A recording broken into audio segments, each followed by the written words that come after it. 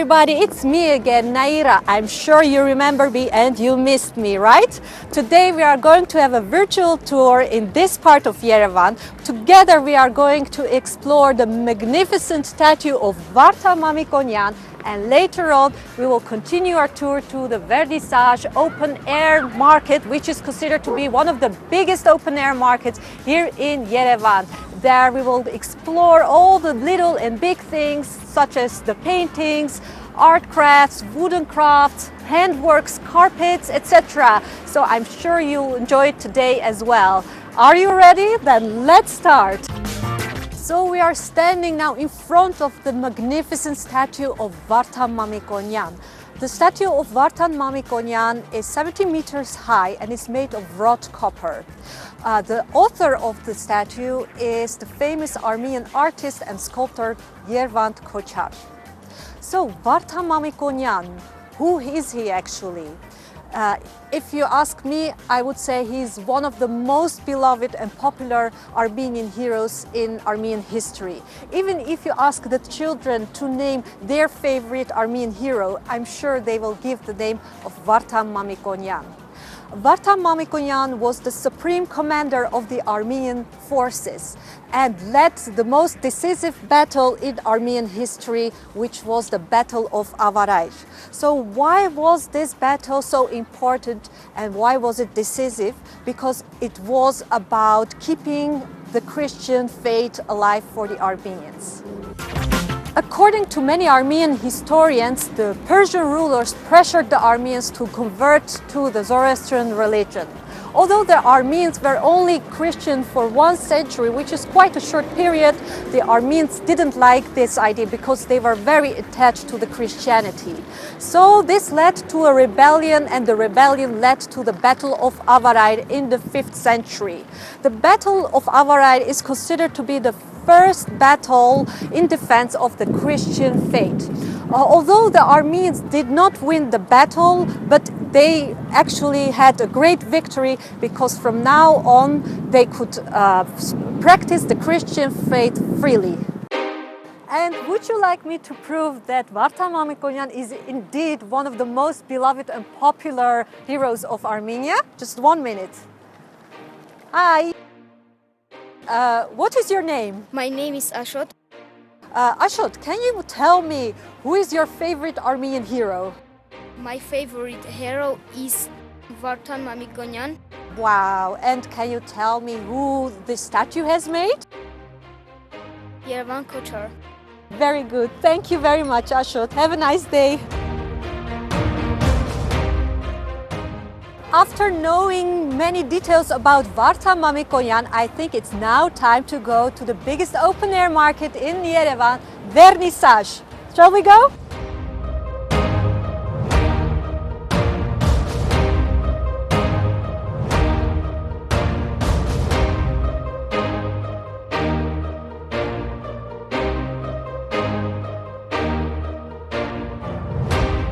I am so excited because we are standing in front of the biggest open air market here in Yerevan called Vernissage. The name of it, Vernissage, it does not sound Armenian. No, it's not. It's a French word which means the preview of art exhibitions. Are we going to see art exhibitions now today at Vernissage?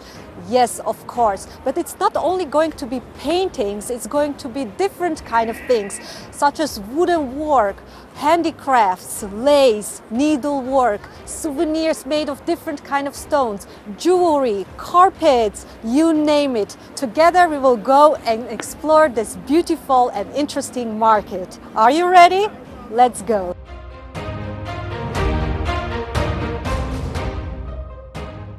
Vernissage open air market is actually quite big. It runs from Khanjan Street up to Hanrapetitsun Street behind me. It's about 350 meters long. There are more than 1,000 vendors here that are selling their products at the Vernissage open air market. Just on the right section, on the left section here at this part, they are selling different kinds of souvenirs, bags, t-shirts with Armenian ornaments on it. And here at this part we also have lots of interesting items such as clay glassware or clay pottery. So like this kind of things, which I like very much, and they are really amazing. For example, on many Armenian clayware and also other kind of souvenirs, you might find the pomegranate, which is of course a typical Armenian symbol. You can find it everywhere in Armenia, even on churches, monasteries. You also saw it on the cross stones and on the carpets, and here it's all incorporated in Armenian souvenirs, and it symbolizes wealth and prosperity. So I'm sure you would like to have a cup of Armenian coffee from this beautiful cup. Unfortunately, no coffee in it.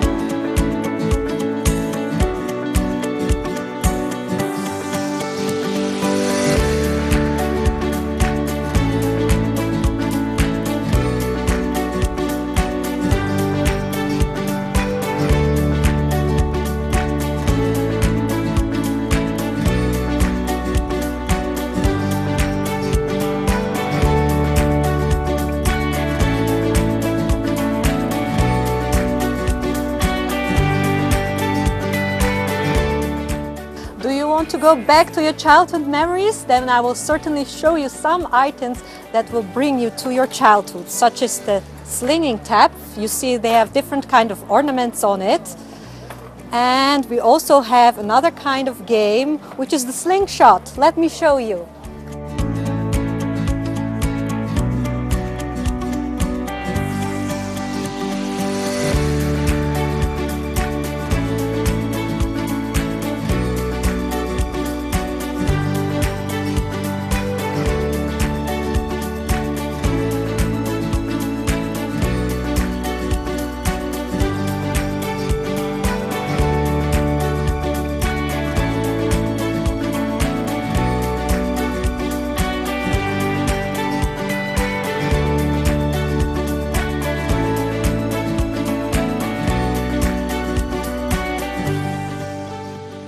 So we are still in a Vernissage open air market, but we are now at a different section, which is all dedicated to wood and wood art and wood work. So many items you can find here, which are all made of wood.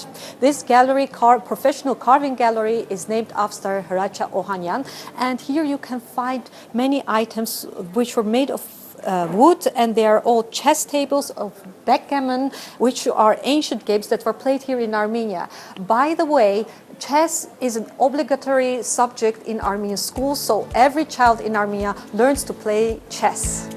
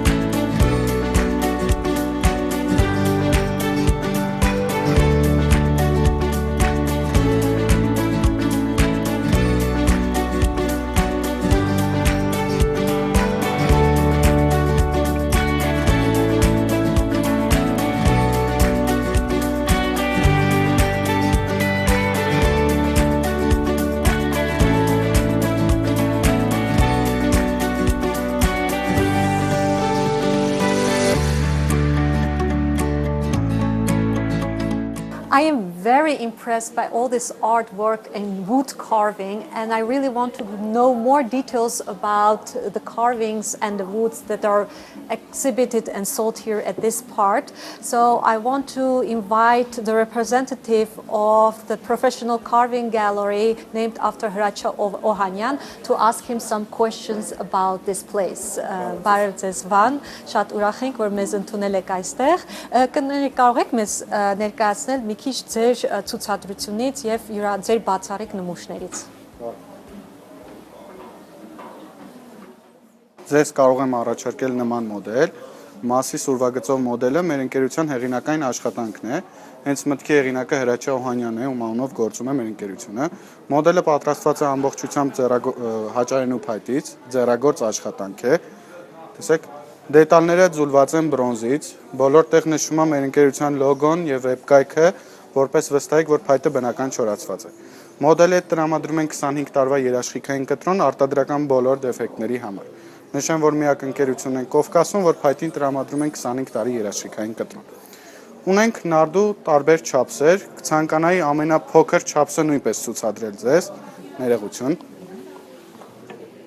Ամենափոքր չափսը մեզ մոտ սա է, բացված վիճակում 30-ը 30-ի, նույնպես հեղինակային ուրվագծով ամբողջությամբ ձեռագործ աշխատանք, ավելի հարմար է ճամփորդության համար։ Եվ նշեմ, որ մենք մեր բոլոր մոդելների հետ արժեքի մեջ, այսինքն ներառում ենք նարդու խաղաքարերը, զարերը եւ բարձր գեղեցիկ պայուսակ։ Շնորհակալ եմ Վան, բացատրության համար, շատ գեղեցիկ են եւ իրոք սա կարող ենք ճանապարհորդելու ժամանակ տանել մեզ հետ եւ խաղալ ամեն օր հայկական նարդի եւ ուզում եի իմանալ դուք բացի Հայաստան Vernissage-ում այլտեղ որտեղ եք ներկայացնում ձեր աշխատանքները։ Տեսեք, Հայաստանում ունենք մի քանի մասնաճյուղներից մեկը գտնվում է Հյուսիսային պողոտայի Տաշի Սթրիթ առևտրի կենտրոնում, որը էլի Հրաչյա Օհանյան ընկերության արտադրանքն է ցուցադրված։ Ունենք մոդելներ խանութ սրահ, այսինքն Ամերիկայի Միացյալ Նահանգներում Գլենդեր քաղաքում եւ Ռուսաստանի Դաշնությունում Մոսկվա քաղաքում։ Ավելի մանրամասն ծանոթանալու համար մեր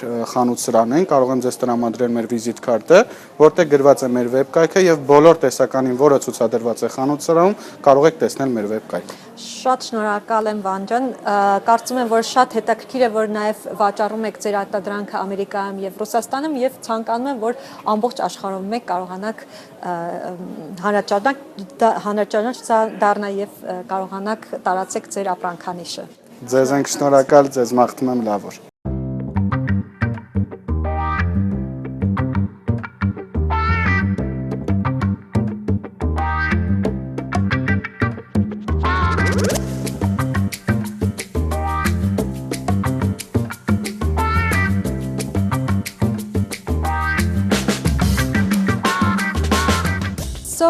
The Armenian belts were usually made of silver or sometimes gold, and the silver belts had beautiful semi-precious stones on them, such as pomegranate stones, to give you an example.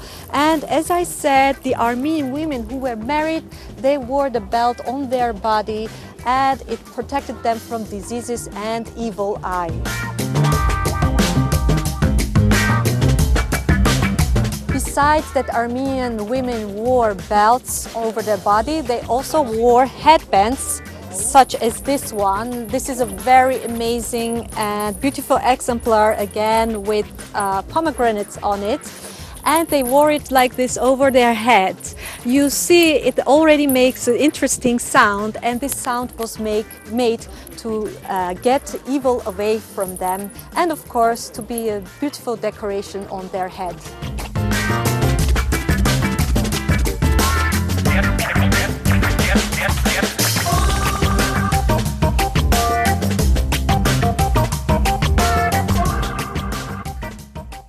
So you saw many parts of Vernissage, and now it's time to admire the musical instruments that are sold here at the Vernissage open air market. And as you see, we are standing in front of the famous duduk, tirana poch as we say it in Armenian. The duduk is a typical Armenian instrument, and it gives the most amazing sound. I'm sure you've listened it and already have enjoyed lots of music played with the duduk. And this duduk, made of the apricot tree, you can see there are many beautiful small apricots painted on them. So I'm sure that if you come here to Vernissage and see this, you will certainly get it. The duduk, a musical instrument that produces a warm and soft sound, is proclaimed a master of the intangible cultural heritage of humanity by UNESCO.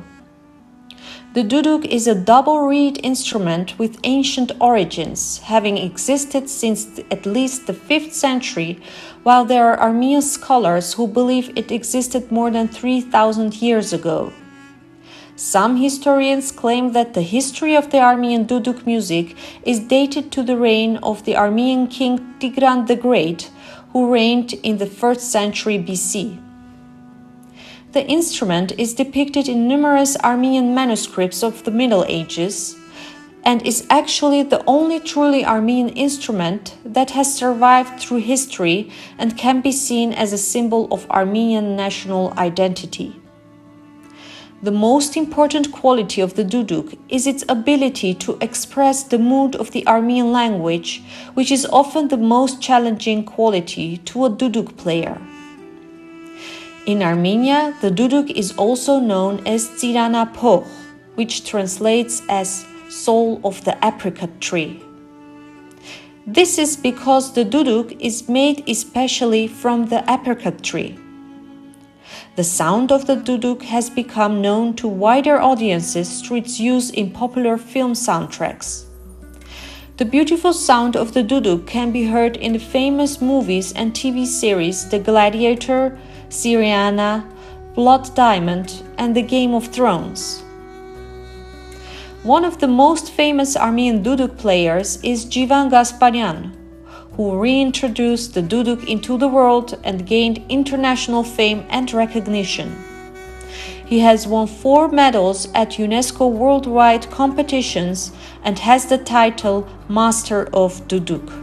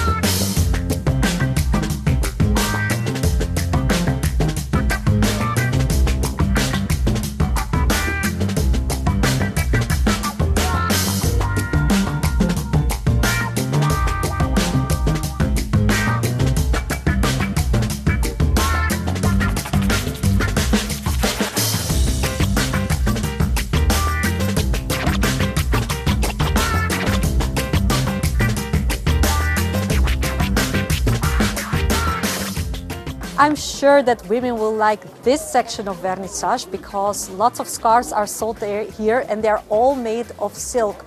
You remember that silk was one of the most important products that was exported, also imported here in Armenia during the Silk Route in the Middle Ages. So this tradition is kept alive till today, and many items of silk are made, such as these beautiful scarves. And as you see, we again have the ornament of the pomegranate. And you remember that the pomegranate meant wealth and prosperity? I'm sure you did.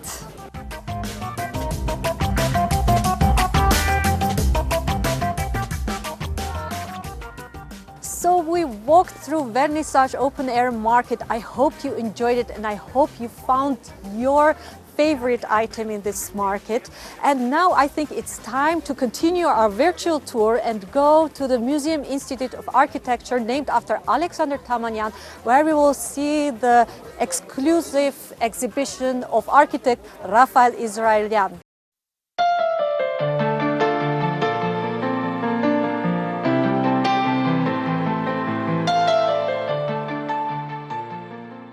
So we are now inside of the Museum Institute of Architecture named after Alexander Tamanian, where we have an interesting exposition of the architectural works of Rafael Israelian, and we are now in the presence of the grandson of Rafael Israelian, Aram Ghanalanyan. I want to continue my speech in Armenian.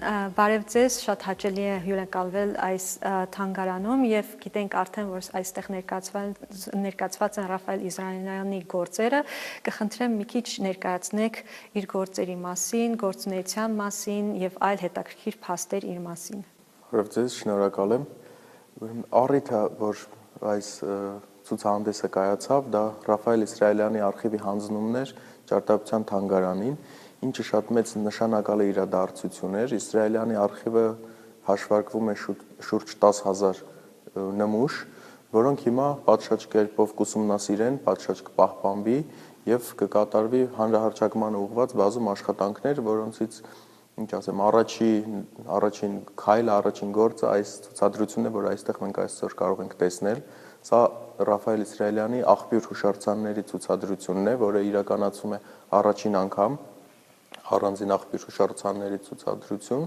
Աղբյուր հուշարձանները մեր ժողովրդի մեջ տպավորված են որպես ուրեմն ազգային մշտապես իրականացված, բազում դարեր իրականացված ուրեմն ճարտարապետական կոթողներ, բայց դա այդպես չէ։ Աղբյուր հուշարձանների իրականացման հեղինակը Ռաֆայել Իսրայելյանն է, նրա մտահաղացումն է։ Առաջին աղբյուր հուշարձանը իրականացվել է 43 թվականին Փարաքար գյուղում, որ նվիրված է եղել Երկրորդ համաշխարհային պատերազմում փարաքարցիների մասնակցությանը։ Դուք պատմեցիք արդեն աղբյուրների մասին, կարող եք մի քիչ մանրամասնել, թե այլ ինչ գործեր արել Ռաֆայել Իսրայելյանը եւ կան արդյոք գործեր, որոնք նա նախագծել էր, բայց ի կատար չեն ածվել։ Ուրեմն աղբյուրների վերաբերյալ կուզեմ հավելեմ, որ աղբյուրներ իրականացվել են շուրջ 20-30 աղբյուր իրականացվել է Երկրորդ համաշխարհային պատերազմին նվիրված, բայց նաև իրականացվել են աղբյուր հուշարձաններ տարբեր եկեղեցիների բակերում։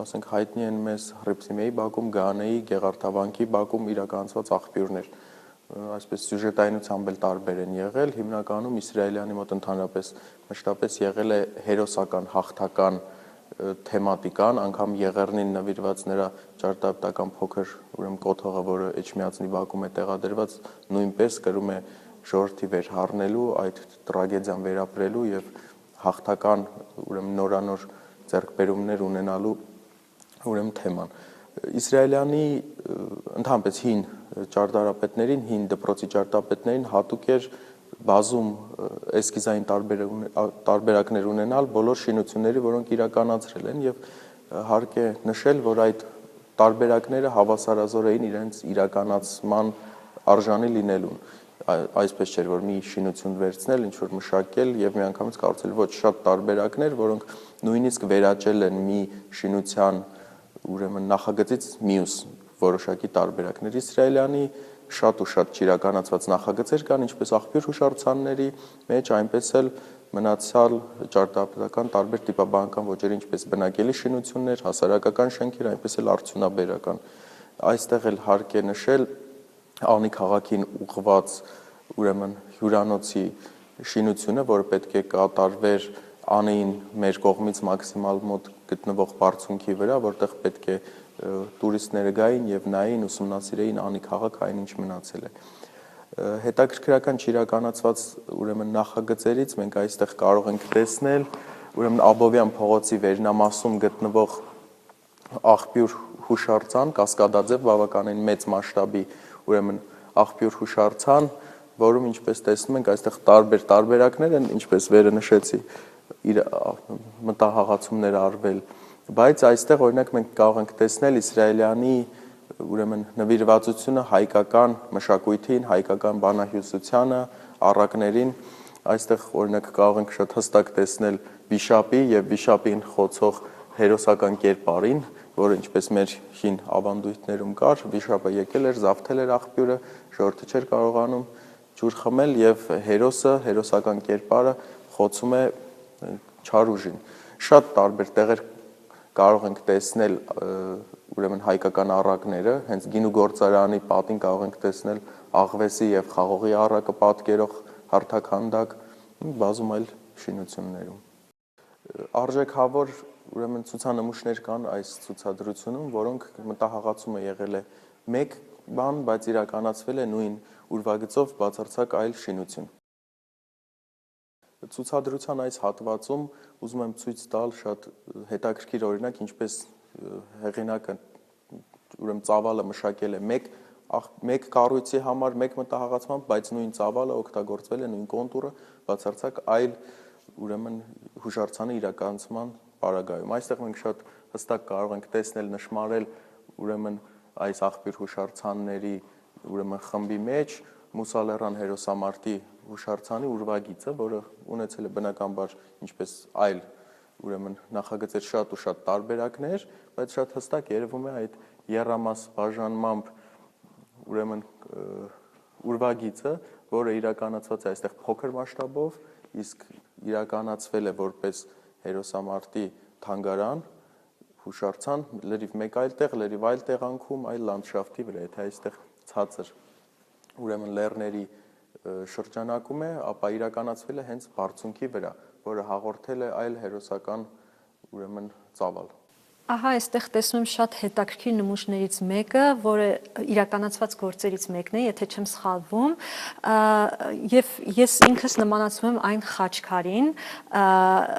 իր ֆորմայով եւ տեսնում եմ որոշակի սիմվոլներ, որոնք նաեւ տեսնում ենք այլ հայկական կոթողների մեջ։ Մի քիչ կպատմես հենց այս նմուշի մասին։ Դուք շատ ճիշտ նշեցիք, սա իրականացված աղբյուր հուշարձաններից մեկն է, որը ուրեմն նախատեսվել է որպես Երևան եւ Կարարա, Իտալիայի Կարարա քույր քաղաքների հենց այդ հարազատության ի նշան, իրականացվել է ինչպես Երևանում, Օղակաձև զբոսայգում Պապլավոկի մոտ, այնպես էլ Իտալիայի Կարարա քաղաքում։ Իրականացվածը թվում է, թե պետք է նույն շինությունը իրականացվեր երկու տեղում, բայց միանգամայն տարբեր ուրեմն կառույցներ են իրականացվել նույն հորինվածքով, նույն կերպարով, բայց երկու տարբերակ, ինչը շատ ավելի բազմազանեցնում է ուրեմն իրականացված կառույցը։ Այստեղ կարող ենք տեսնել ուղղաձիգ հիմնական ֆորման, որը այո, ըստ երևույթի ունի խաչքարային